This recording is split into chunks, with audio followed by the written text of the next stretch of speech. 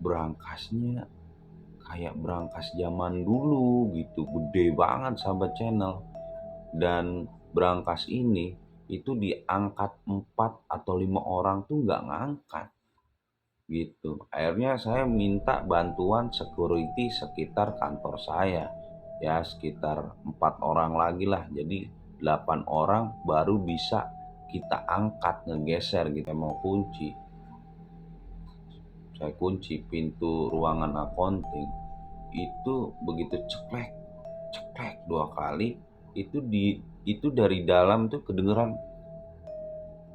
duduk duduk duduk duduk kayak ada ketukan-ketukan gitu sahabat channel. Akhirnya saya buka lagi, ceder, tikus kali ya gitu. Saya lihat kanan kiri, itu saya ngedengar teriakan, tolong, tolong. Begitu ditutup, stop, kok ada yang teriak minta tolong. Itu saya mencium bau amis darah sahabat channel gitu. Saya bilang, saya lagi ngetik-ngetik ini, kok kayak bau-bau apa namanya, amis darah, saya bilang gitu kan. Saya samperin gitu kan, kok nggak ada gitu. Saya pirasat tuh bau amis darahnya itu menuju ke daerah brankas. Dari selah-selah brankas itu ngeluarin darah sahabatnya. Saya sambil bilang, astagfirullahaladzim. Dan sekejap di ruangan itu terasa panas. Terus kata saya, AC-nya nggak dingin, apa ini kok panas banget. Rumah ini dulunya sebelum terbengkalai, itu sahabat channel, dulu ada perampokan yang menewaskan keluarga, ibu, ayah, sama anak kecil yang berumur 7 tahun. Jadi dirampok di depan brankas itu sahabat channel. Dan disuruhlah sama perampok itu dibuka brankasnya sahabat channel.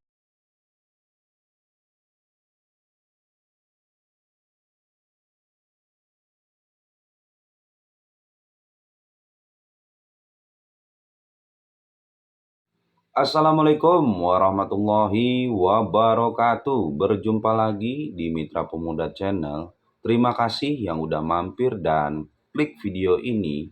Seperti biasa, kembali lagi dengan Chandra Wijaya. Kali ini saya akan menceritakan sebuah kisah, yaitu Brankas di tahun 1980-an sahabat channel. Ingin tahu keseruan ceritanya sahabat channel? Inilah kisahnya.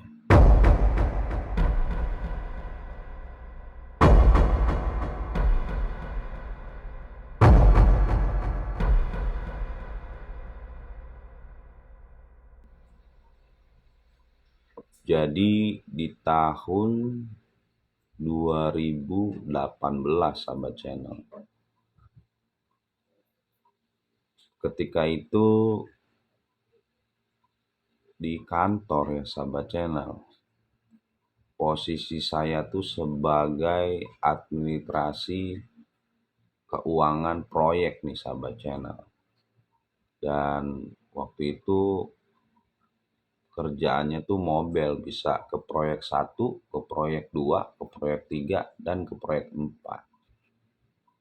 Nah, menurut informasi yang saya dapat nih sahabat channel, di kantor pusat, orang keuangan accounting ini itu sedang cuti sahabat channel, sedang cuti lahiran selama 3 bulan. Nah, akhirnya saya dipanggillah ke kantor nih sama HRD. Pas dipanggil, ditanya sahabat channel, Pak Chandra, mulai besok Senin, Pak Chandra gantiin orang accounting dulu gitu, selama dia proses cuti melahirkan. Terus saya bilang, waduh, saya kurang bisa Pak accounting gitu ya, nanti didampingin lah sama accounting ini nih, yang satu lagi nih gitu. sebut saja namanya Pak Woro. Nah, Pak Woro ini akan ngajarin saya selama yang cuti melahirkan ini, itu sahabat channel, itu selama 3 bulan. Ya udah, jadi mau nggak mau karena itu perintah kantor pusat sahabat channel, akhirnya saya megang proyek juga dan megang accounting juga nih di kantor, tapi sambil belajar nih sahabat channel. Singkat cerita, di hari Senin gitu sahabat channel, saya ketemu sama Pak Woro ini. Pak Woro, kemarin saya dipanggil sama HRD buat ngegantiin orang accounting yang lagi cuti lahiran nih sahabat channel. Oh iya Pak Chandra, kata Pak Woro. Ya udah masuk aja ke ruangan, nanti saya kasih lah gitu info-info masalah accounting. Terus saya bilang, ya udah Pak, ya, saya juga kurang paham masalah accounting gitu. Nanti minta tolong dibantu ya Pak, diarahin gitu. Kata Pak Woro ini, ya udah. Akhirnya saya masuk gitu kan. Dan masuk itu saya banyak belajar dari Pak Woro ini nih tentang masalah accounting, masalah keuangan, dan Pak Woro ini baik banget orangnya, sahabat channel. Selalu ngajarin saya, ngasih support meskipun saya belum bisa di bidang accounting, sahabat channel.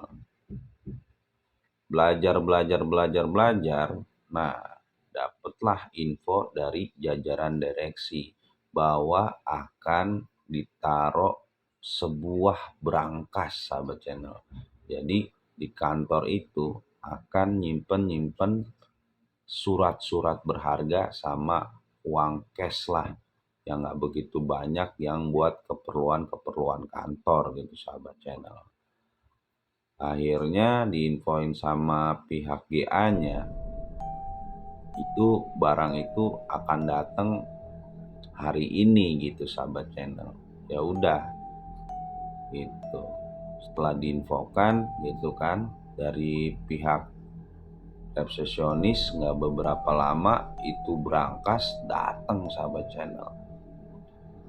Nah, brankas datang itu saya dititipin sama Pak Woro nih gitu. Sebelum Pak Woro pulang jam 5, Pak Chandra nanti minta tolong dikawal posisi brankas ditaruh sebelah sini ya. Jadi saya suruh ngawal nih sama Pak Woro bahwa posisi brankas yang akan datang itu disuruh ditaruh di balik kaca lah sahabat channel.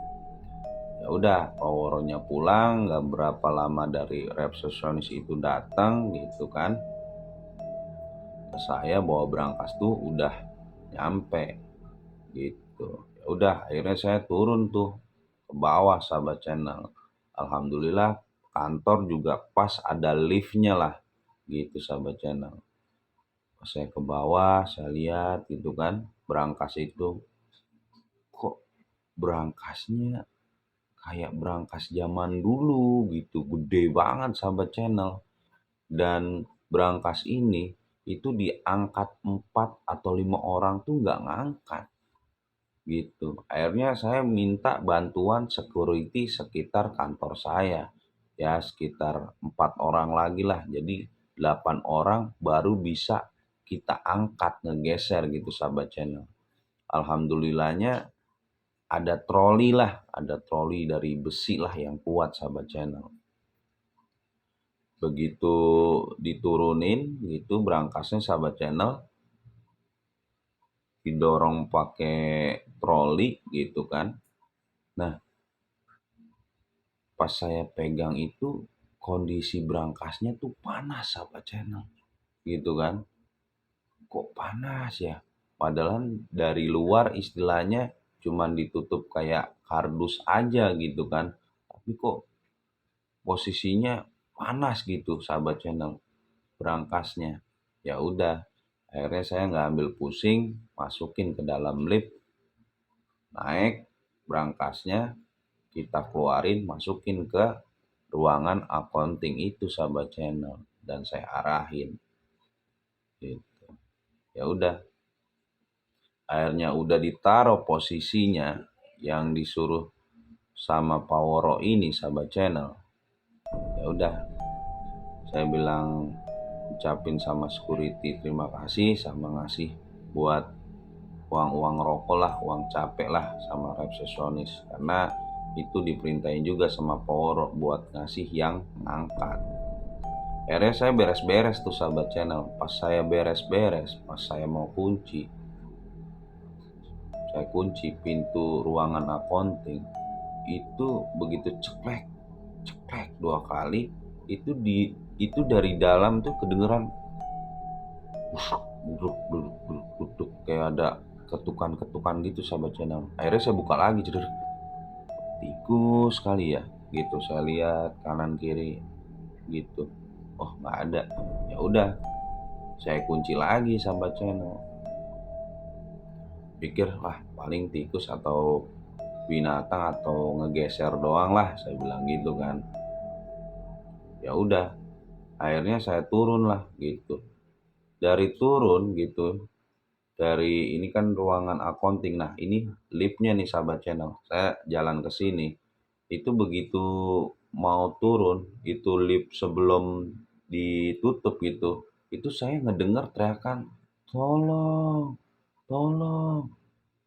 Begitu ditutup, "Duh, astagfirullah, kok ada yang teriak minta tolong?" gitu kan. Ya udah, akhirnya turun. Pas turun ke bawah, saya ketemu resepsionis. Kebetulan cowok nih resepsionisnya sahabat channel. "Gas, tadi ada dengar suara minta tolong nggak?" "Enggak pak," kata gitu. "Oh ya udah, mungkin saya capek gas." "Ya udah gas, saya pulang dulu." Akhirnya saya pulang ke rumah gitu sahabat channel.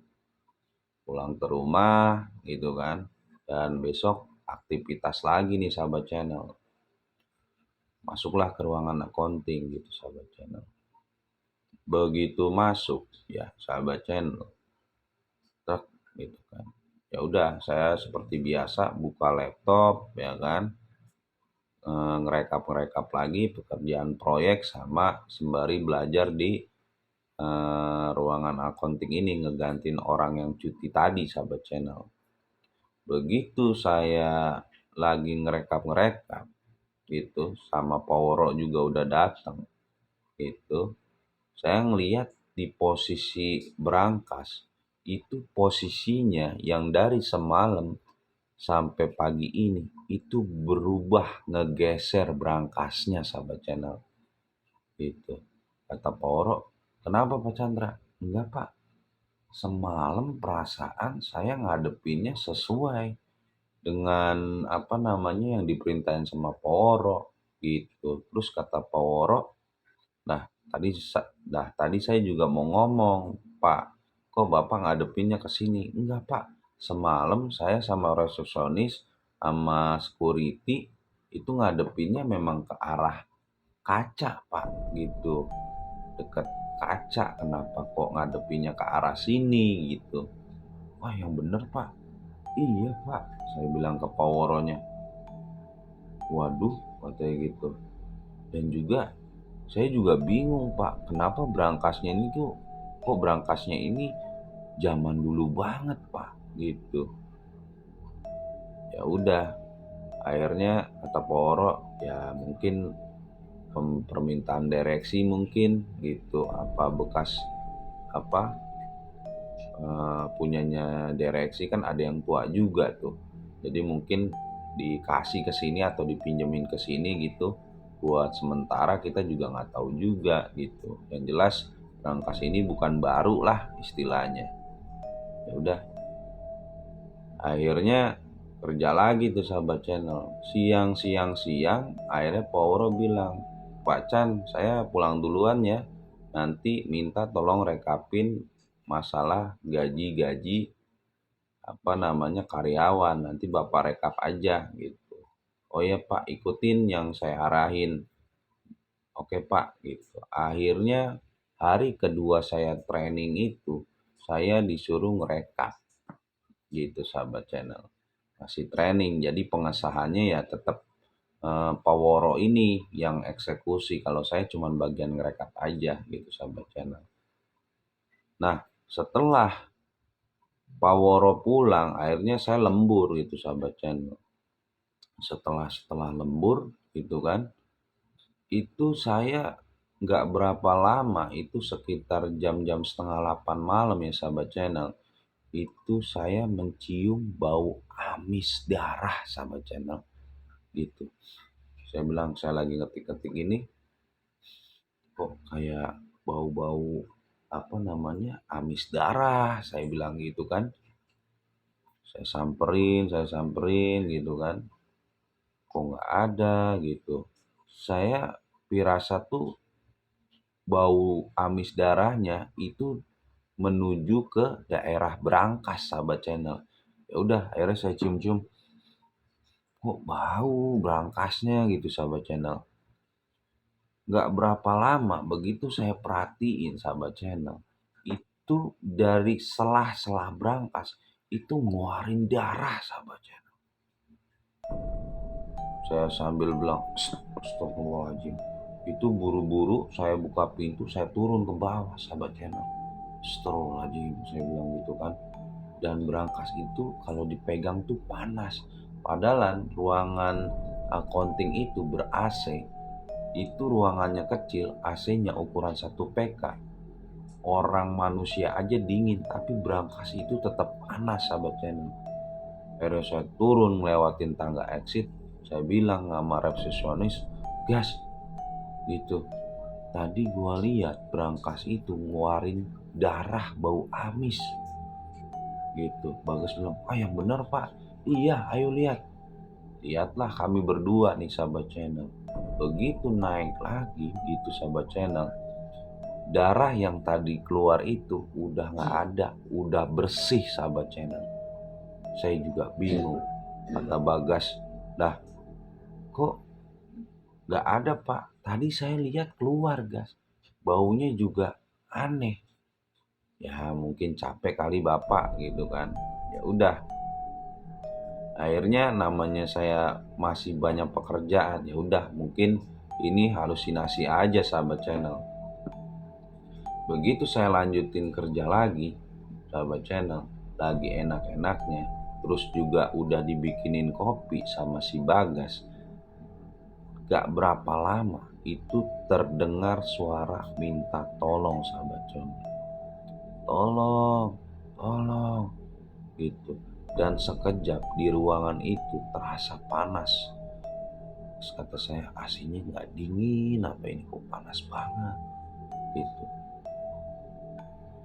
Dan perhatian itu minta tolong itu terdengar di Brankas sahabat channel. Begitu saya kerja sahabat channel gitu sahabat channel. Udah saya selesain kerjaannya, ya udah saya siap-siap pulang tuh sahabat channel. Siap-siap pulang ya kan. Saya mau kunci gitu sahabat channel gitu kan. Nah, kalau ngunci itu di bagian bawahnya tuh jadi ditutup kayak wallpaper gitu, bawahnya tuh kelihatan gitu. Akhirnya saya kunci. Begitu saya kunci, itu saya ngintip ke bawah, nggak jauh dekat dari Brankas sahabat channel, itu ada sosok apa namanya, kaki yang berlumuran darah sahabat channel. Dia bilang, astagfirullahaladzim, saya buka gitu kan, saya lihat begini sahabat channel, saya lihat begini, itu ada sesosok anak kecil sahabat channel melihatin ke arah saya. Saat saya buka begini, astagfirullahaladzim, kamu siapa? Tolong. Dan sesosok anak kecil itu minta tolong sahabat channel, minta tolong ke arah saya. Ya udah, akhirnya saya kunci lagi, saya turun gitu sahabat channel. Pulang, akhirnya saya sholat isya, berdoa dulu, minta perlindungan sama Allah gitu sahabat channel. Ya Allah, kok Tadi saya ngelihat kayak ngeri banget gitu, ngelihat sesosok anak kecil rambutnya panjang, ya sekitar umur-umur 7 tahunan, itu badannya itu berlumuran darah sampai channel. Ya udah, akhirnya saya ke rumah tidur lagi, dan cerita mistis hari hari ini itu nggak saya ceritain ke keluarga saya. Udah saya pendam aja, sahabat channel. Hari ketiga itu saya ceritain sama Poro gitu. Poro, kayaknya saya udah nggak bisa ada training di sini. Kenapa emang gitu? Ini Pak, kemarin saya udah bilang sama Bagas. Jadi ketika saya lembur itu, di brankas itu ngeluarin aroma bau amis. Dan begitu saya deketin, itu ngeluarin darah yang bau amis gitu Pak. Wah, kata Poro, masa sih Pak Chandra? Iya Pak, dia bilang gitu kan. Dan terus begitu saya mau kunci gitu, itu ada penunggu brankas itu, sesosok anak kecil yang pakaiannya itu berlumuran darah gitu. Ya udah, siapa, kata Poro, ya udah nanti saya bilang ke GA-nya gitu.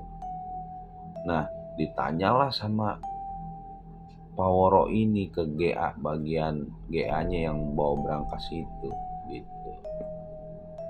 Pak, ini kata Pak Chandra ini katanya brankas ini ngeluarin darah bau amis dan sesosok anak kecil yang berlumuran darah. Kata Pak GA-nya, wah masa sih Pak? Nah kata Paworo, Pak itu dapetnya dari mana? Gitu. Dijawablah sama Pak GA ini. Jadi brankas ini didapat dari temennya direksi. Itu suruh ngambil brankas di tempat rumah kosong yang gak berpenghuni, sahabat channel. Gak berpenghuni. Nah, kata tetangganya, kata Pak GA ini, rumah ini dulunya sebelum terbengkalai, itu sahabat channel, dulu ada perampokan yang menewaskan keluarga ibu, ayah sama anak kecil yang berumur 7 tahun. Jadi dirampok di depan brankas itu sahabat channel. Dan disuruhlah sama perampok itu dibuka brankasnya, sahabat channel, karena di dalam brankas itu isinya ya mungkin ada harta, ya kan, keluarga tersebut, sahabat channel. Dan setelah dibuka itu dibunuh satu persatu, sahabat channel. Konon menurut cerita dari tetangga-tetangga setelah brankas itu diangkat. Dan menurut informasi Pak GA juga, berlangsungnya pengangkatan brankas itu, ada yang angkat itu memang melihat sosok anak kecil yang berlumuran darah, sahabat channel. Cuman saya nggak banyak nanya, ya udah saya kirim ke kantor aja karena perintah atasan gitu. Dan saya nggak ceritain lagi, ternyata Pak Chandra ini mengalami gitu, sahabat channel. Ya udah, akhirnya setelah saya tahu informasi tentang brankas ini dari Pak Woro dan Pak GA, saya telepon nih ustadz saya di daerah Cibatok gitu. Ya udah, akhirnya saya telepon ustadz saya, ya udah Chan, bacain aja Yasin 3 kali gitu. Kalau bisa itu dicuci dulu brankasnya. Dicuci nggak karat ya? Enggak, dicuci itu, disiram gitu, dibacain ayat kursi selama proses pembersihannya. Bismillah, insya Allah kita minta perlindungan sama Allah. Mudah-mudahan Allah lindungi kita semua. Menurut informasi Ustadz, ya udah, akhirnya saya lakuin, saya asinan di situ gitu biar kita juga kerja nggak diganggu sahabat channel. Udah, terus sambil baca ayat kursi selama pembersihan di lap aja gitu sahabat channel. Karena begitu dateng ya nggak main bersih-bersihin aja sahabat channel, udah main taro aja gitu. Ya udah, akhirnya alhamdulillah setelah kita bersihin gitu kan, kita bersihin, kita lap-lapin, dalamnya juga kita bersihin, bismillah, mungkin ada sisa-sisa darah atau gimana gitu sahabat channel.